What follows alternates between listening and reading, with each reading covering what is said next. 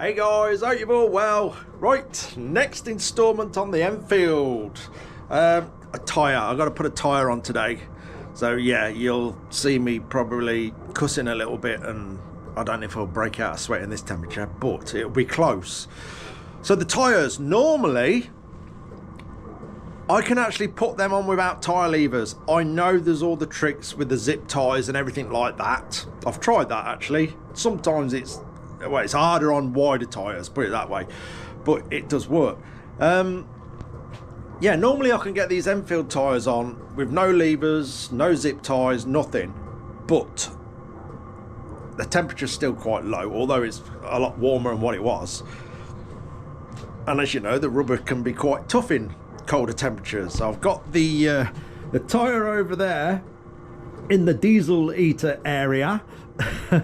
Hoping we can supple it up a little bit. And also with these wheels, they are the textured finish, which obviously can be a little bit grippy compared to the smooth satin finish that I normally have the wheels done in on these Enfields. But we'll see how it goes. I'm going to try it because I really don't want to put tyre levers anywhere near them rims, because knowing my luck, I'll slip. I've been having a lot of thinking about handlebars as well. I still like it. Still very, very happy. Anyway, handlebars. So, yeah, I definitely want to go flat bars. I just think it will keep the lines of the bike nice and level. Also, while the camera's in this direction, that's next. For everybody who's asking, that is next. 100% it's next. Anyway, handlebars. I was looking at a lot of flat bars. It can be very, very difficult for these Enfields to find bars, believe it or not, especially flat. Not so much your normal classic shape handlebars, but it's down to this clamp. Because pretty much all the handlebars you will find on the internet have knurling on them in certain places for the risers, which normally average falls around 100mm apart from each knurled section, because you know the average distance between risers on most bikes is around there. But this clamp here is 75mm wide, which puts any knurling on most bars outside of here, which to me will not be a good look. It will just look bodged. So I think Hitchcocks do flat bars that will fit Enfields. I am going to look at them properly, which will have no knurling for your average bike. So I think we've got to go for them. I think they're stainless, so get ready for the ouch. Anyway, today I'm hoping to get the front wheel in, and I've got my fingers crossed that I'm going to get a call for the seat to be collected. So hopefully we'll get them two jobs done. Right, inner tubes.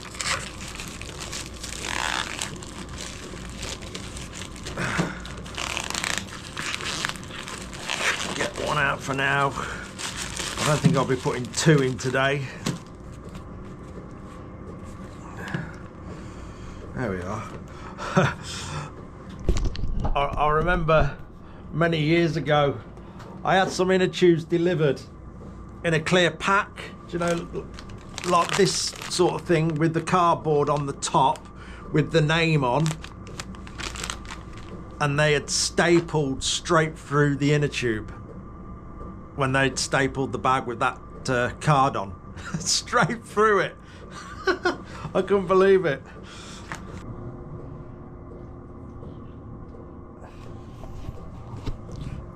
So, a bit of carpet on the floor to put the wheel on. Obviously it has to be inspected by Blue first. I'm surprised he didn't lay down on it. So yeah, that down on the floor. Get the wheel on there. Got the inner tube ready. We got the pull through thing ready. Makes it easy getting the tube in. Gotta find the rim tape and then we'll get it sorted. Hey Blue, what do you think? Oh, second inspection? As long as you don't water it. No, I'm going to try and dig it up.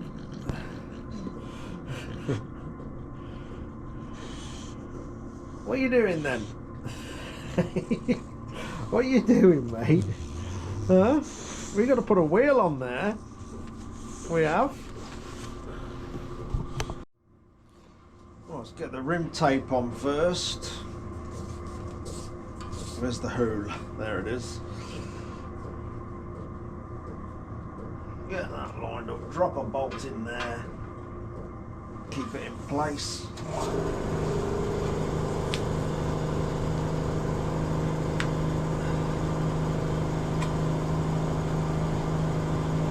Make sure it's in the right place all the way around.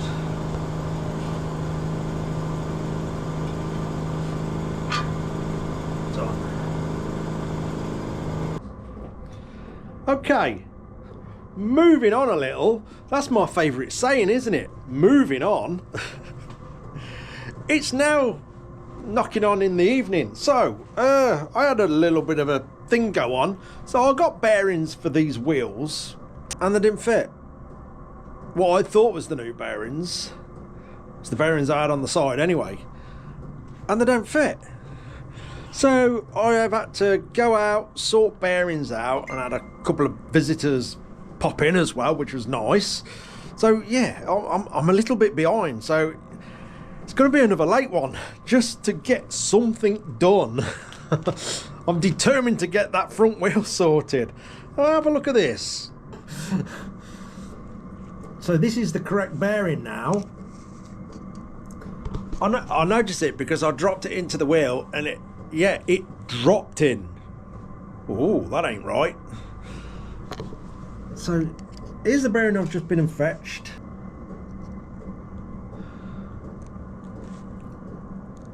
What we got there? 39.97. And here's the bearing that I thought was right. Now they're together, you can see a physical difference in the middle bit there.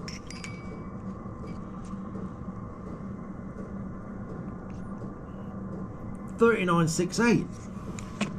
There's absolutely no numbers on this bearing at all, just a name. I don't know where that's come from. It certainly ain't for these wheels.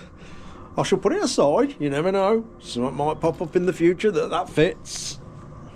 So now I've been out and got the correct new bearings. So let's get on with it now.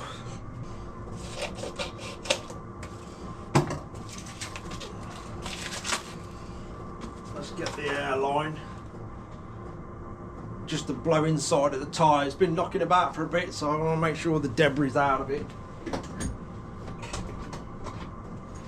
Certainly don't want to put the tube in and find out we've got a sharp piece of metal sat in there or something. It's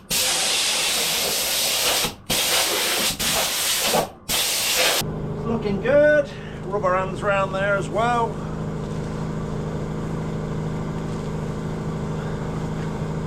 All good. Right. A bit of juice.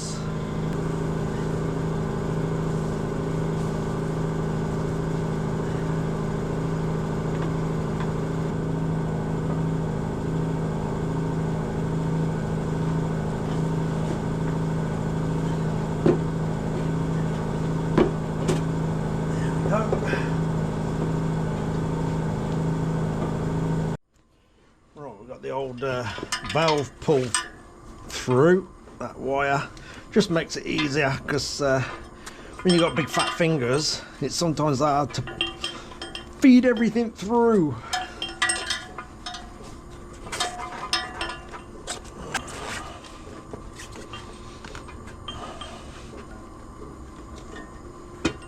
That's it, and we're through. Let's get a nut on there quick.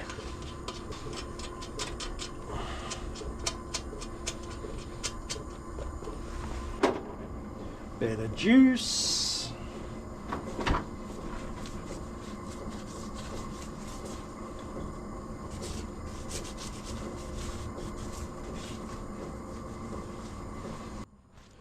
Right, now for the totally silly and unprofessional way of fitting a tyre. You notice where I'm placed by the side here, because I'm a doddering old fool, I have fell over doing this before. So by the side, like an old person with an handrail down the stairs, I have something to hold on to.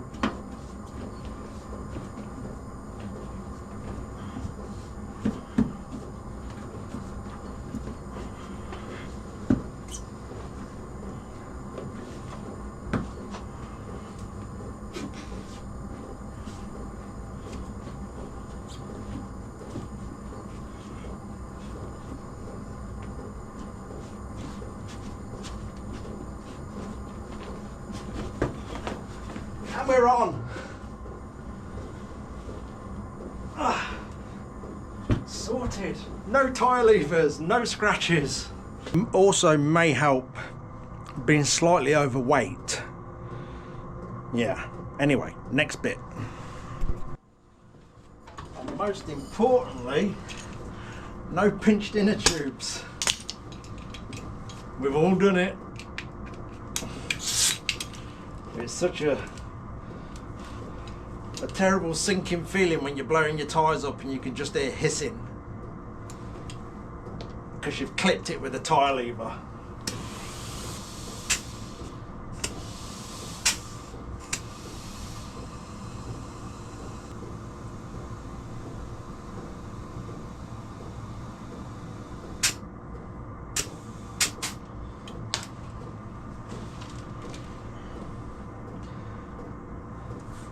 That's sitting nice actually.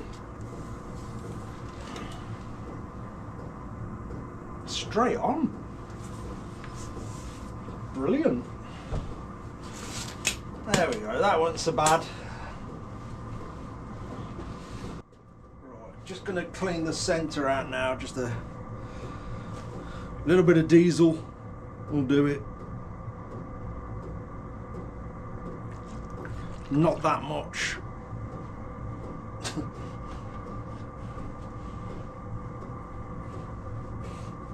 I have cleaned out in here, but I'm just making sure before we start fitting bearings.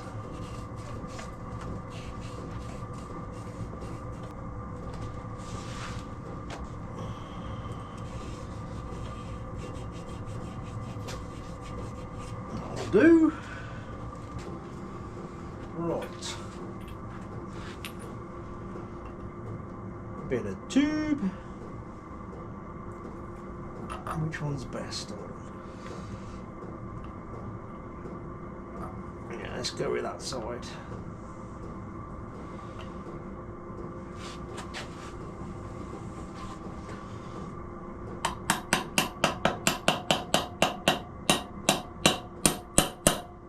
Sure we're going in level.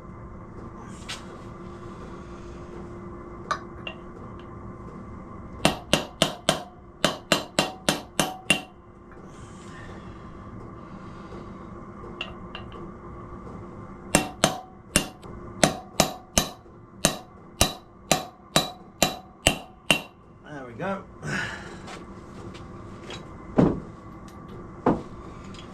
Flip him over.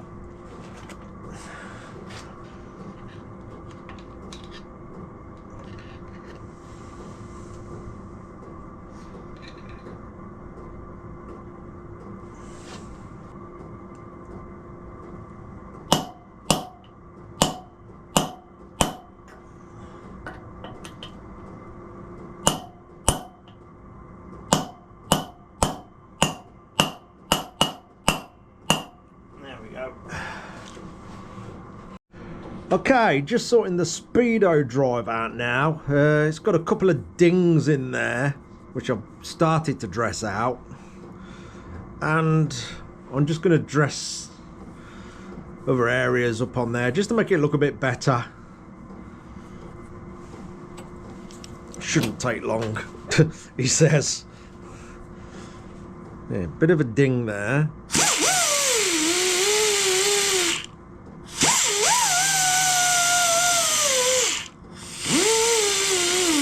I'll try and dress it out without putting a flat on it, making it look worse.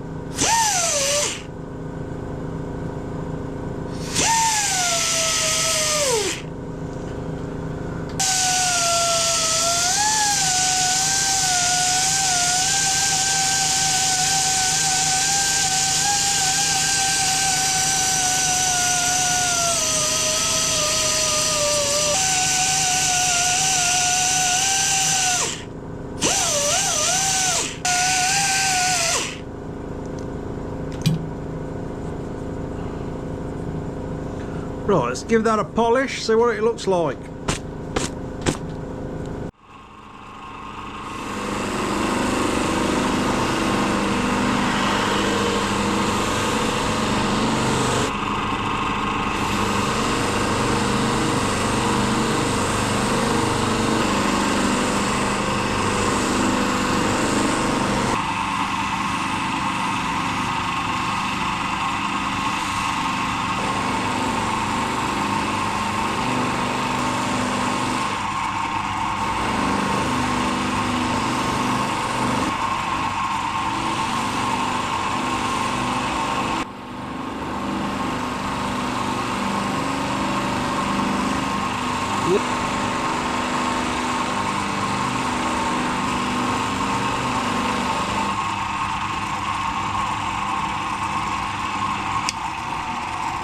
That'll do.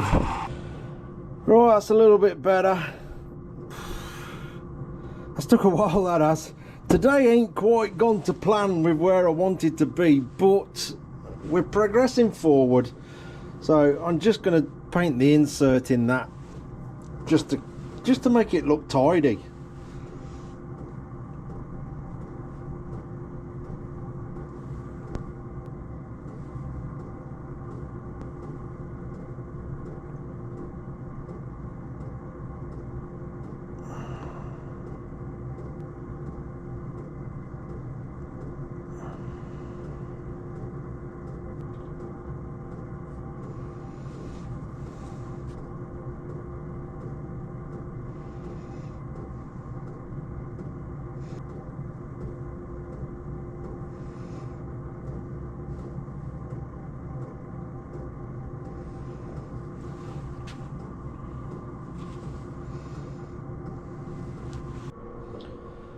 There we go, just thought I'd place it on there just so we can see what it looks like.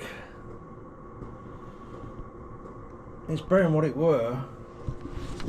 I've got another one of them speedo drives somewhere. Where have I put that? There's a thing, I've lost something. Where on earth have I put that? There we go, got it. So that's pretty much how that one started out. That looks a lot more yellow in the back of this camera. It's not, it's a lovely cream colour. Looks yellow. Oh well, typical GoPro. So yeah, we started out pretty much how that one is, and I think that looks a lot better. I'd say it's only a small detail. May seem a bit pointless to some, I get that, but I'm trying to make absolutely every single tiny bit of this bike spot on, basically. So if it takes a little bit of extra time on all these individual parts, I don't mind, because I want it all absolutely spot on, like I say.